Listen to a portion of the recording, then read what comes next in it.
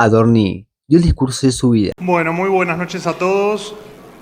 En primer lugar, y fuera del discurso, agradecer a los que me precedieron y que pusieron en valor lo que estamos haciendo desde hace un año y medio, prácticamente un año y medio, con mucho sacrificio, pero con mucha convicción, a paso firme y con la decisión de jamás volver atrás. Y sumado, recién escuchaba a alguien que dijo, creo que Gerardo, que dijo, bueno, el problema no es el kirchnerismo, el problema son los 80 años de populismo. Y yo creo que, sinceramente, el problema es el kirchnerismo, porque el kirchnerismo es el resultado de esos 80 años de populismo. Pero bueno, paso ahora sí al discurso. En primer lugar, quiero agradecer a la Fundación Libertad, en especial a su presidente, Gerardo Bongiovanni, por invitarnos, pero además por los aportes que hacen desde el campo económico y social al desarrollo del país. De hecho, yo fui uno de los que de muy joven los tomé a ustedes como uno de los faros, de los grandes faros de la libertad en la República Argentina, así que muchísimas gracias por la invitación y por dejarme representar al presidente en este momento. Hace exactamente un año el presidente Javier Milei se paró acá mismo, en este atril, y explicó lo que iba a ocurrir, lo que iba a pasar con la economía argentina como resultado del programa económico que estábamos implementando. Contra la expectativa de la gran mayoría de los formadores de opinión, los resultados no solo acompañaron, sino que se sobrecumplieron en la mayoría de los objetivos. Hoy él no puede asistir, por lo cual le hubiese, por supuesto, encantado estar acá, no se lo ha permitido el viaje que ha tenido y la agenda del día de hoy, por lo cual en su representación voy a aprovechar esta ocasión para recordar lo que dijo y comparar con la coyuntura actual. El presidente decía acá mismo hace un año, estamos viendo una caída del riesgo país como pocas veces en la historia. Eso predice que para adelante la economía rebota y que va a subir como, bueno, usaba una analogía con el buzo que voy a evitar decirla. Y lo cierto es que efectivamente la actividad económica en el último mes creció el 5,7% interanual y los salarios hace 11 meses que no paran de crecer. Además, el riesgo país, tal como anticipó el presidente, hoy se ubica en torno a los 700 puntos básicos.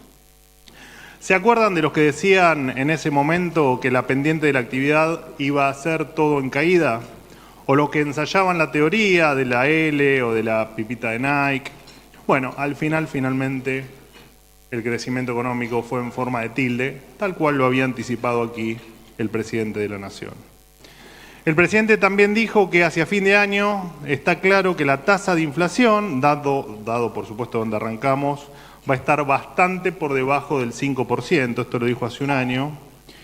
En 2024, para quien no lo sepa, yo creo que acá todos sabemos lo que pasó en el 2024 y cómo terminamos, la inflación en ese mes fue del 2,7% y la inflación mayorista fue del 0,8%. Además, la emisión monetaria es cero, con lo cual la inflación, señores, tiene su certificado de defunción firmado.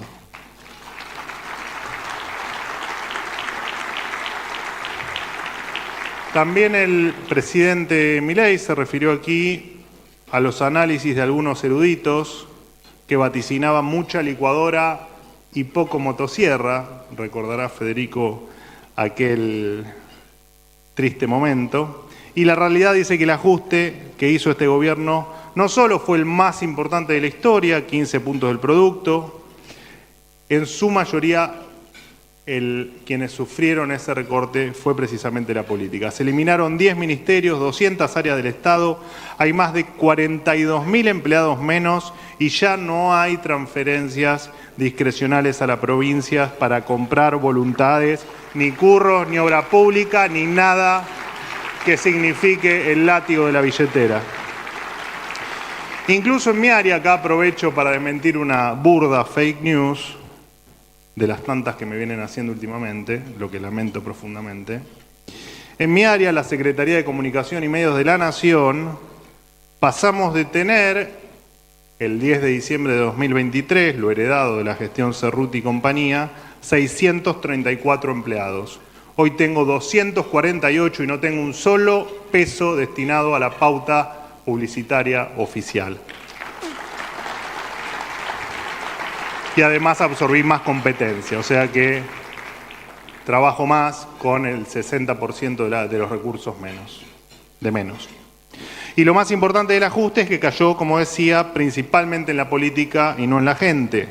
La prueba más palpable es que la pobreza pasó de más del 50% en el primer trimestre del 2024 al 38,1% según la última medición. Y saben que la pobreza sigue bajando. Gracias a que hay un plan económico robusto basado en las tres anclas, fiscal, monetaria y cambiaria, hoy el dólar se ubica en el orden de los 1.190 pesos, con una brecha casi inexistente. Es la primera vez en la historia argentina que hay un gobierno con equilibrio fiscal, cantidad de dinero fija y tipo de cambio libre. Debe ser por eso que las cosas están saliendo bien. ¿Por qué les cuento esto? Porque por primera vez, al menos desde que tengo memoria, estamos ante un presidente que dijo lo que iba a hacer y cumplió.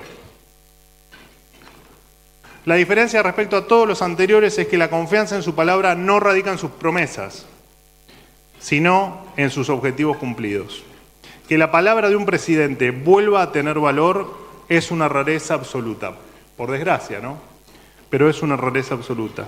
Uno se pregunta por qué pasó esto, cuál es el error en la Matrix, y quizás sea porque es un presidente que no viene de la política. Quizás hacía falta alguien de afuera de la política para romper el bendito status quo que tanto daño nos ha hecho. ¿Y por qué pudo cumplir con todo lo que prometió? Bueno, por su forma de hacer política, la que todos ustedes conocen, que si lo fuéramos a resumir en una oración podría ser: la libertad no se pide, la libertad se toma. Los argentinos ya aprendimos que si no vamos a fondo, el cambio queda trunco. Porque del otro lado hay un rival dispuesto a todo, que si te ve ceder o incluso demostrar la más mínima señal de duda, avanza con todo su ímpetu hasta llevarte puesto. Y los ejemplos claramente sobran. Cuando tiraron 14 toneladas de piedra en la Plaza del Congreso para frenar una reforma previsional, por ejemplo.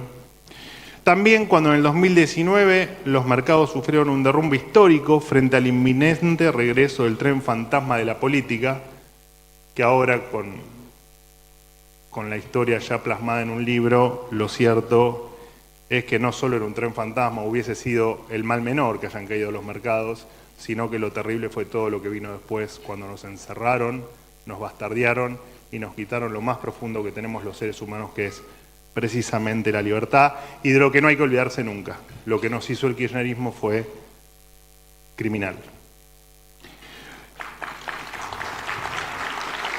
Por eso no se les puede dar ni un centímetro de margen, ni tampoco entablar un diálogo con un rival que no quiere dialogar y cuyas convicciones son diametralmente opuestas a las que tenemos nosotros. Las ideas de la libertad no se negocian bajo ningún punto de vista, y esto hay que tenerlo claro. El kirchnerismo es déficit fiscal, es el despilfarro sistemático de los recursos de los contribuyentes, con un Estado que engrosa sus arcas a costa de enflaquecer los bolsillos de la gente. Es tomar los recursos públicos como un botín a saquear, es ver al Estado como una fuente inagotable de cargos públicos a distribuir entre sus propios militantes. El kirchnerismo es el desorden de las calles, tomadas por criminales y piqueteros. Es todo lo contrario a las ideas que inspiran a este gobierno y que están sacando a la Argentina del pozo profundo en el que estaba. Hoy 10 millones de argentinos han salido de la pobreza, se redujo la inflación, se levantó el cepo cambiario y se ordenó la macroeconomía. Por eso están realmente desesperados, tienen miedo de que las cosas salgan bien No lo puse en el discurso, pero yo creo que están convencidos de que las cosas están saliendo bien y por eso tienen tanto miedo. Son como una banda de delincuentes en retirada y es por eso que son más o que están en una posición donde quieren ir por todo porque saben que no van a tener revancha. Lo vimos hace un mes con los disturbios afuera del Congreso, con los barra bravas atacando a la policía. Lo vimos también hace unas semanas con el tercer paro nacional que se le hizo a este gobierno que todavía no cumplió el año y medio de gobierno. Lo vimos también en los 7 intentos de juicio político que se le quiso hacer al presidente Milei. El kirchnerismo está perdiendo terreno y por eso, señores, está dispuesto a todo. Hoy el cambio está incompleto y no hay forma de que ese cambio se produzca sin llevarlo a todos los rincones de la Argentina. Si pudimos hacer todo esto con tanto en contra, imagínense todo lo que podemos lograr con más fuerza a favor. La historia nos enseña que cuando hay convicciones fuertes, ideas nítidas, valentía para ir a fondo, no hay objetivos imposibles ni enemigos invencibles. Los próceres que fundaron nuestra nación no dudaron en luchar por la libertad cuando se levantaron contra los realistas en 1810, cuando se independizaron de la metrópoli en 1816 y cuando redactaron la Constitución de 1853, inspirada en la obra del genial Juan Bautista Alberdi. Porque sabían que si pedían permiso amablemente, quienes defendían el status quo no les iban a conceder sus libertades. Hoy tenemos que seguir su ejemplo. Por primera vez en mucho tiempo, los argentinos tienen una esperanza tangible, concreta y real de vivir en un país mejor. Un país estable, previsible y libre. Un país que progresa. Llegó, señores, el momento de hacerlo realidad. Muchísimas gracias a todos. A pelear por la libertad y a tener la esperanza de que entre todos vamos a tener en algún momento una Argentina próspera y una Argentina pujante, que podamos estar orgullosos de lo que hicimos por nuestros hijos y por nuestros nietos. Muchísimas gracias y sigan disfrutando del postre. Lo referente a la libertad base y el PRO se encontraron en el evento que se realizó en el Parque Norte, del que el expresidente y el vocero participaron como oradores.